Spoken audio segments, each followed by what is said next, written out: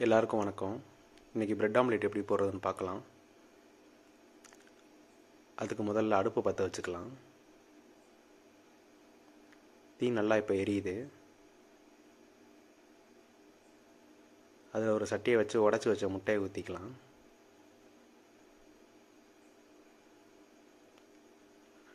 அதில் ஒரு பிரெட் எடுத்து 2 பக்கமும் படுற மாதிரி தொட்டு எடுத்து வச்சுக்கலாம். இன்னொரு பிரெட்டையும் அதே மாதிரி பண்ணிக்கலாம். ஒரு நிமிஷம் அதை அப்படியே வேக விடலாம். இப்போ ஒரு பிரட்டிக்கலாம்.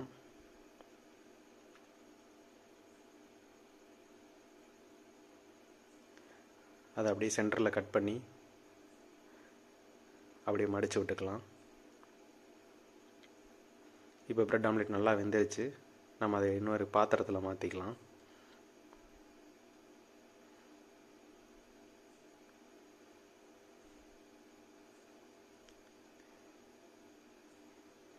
இன்னொரு முட்டையும் அதே மாதிரி உடச்சி ஊற்றிக்கலாம். பிரெட் அதில் முக்கி எடுத்துக்குவோம்.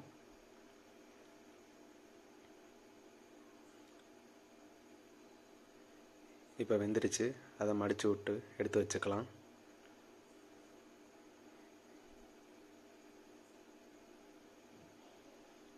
இதை இப்போ இன்னொரு பிளேட்டுக்கு மாற்றிக்கலாம்.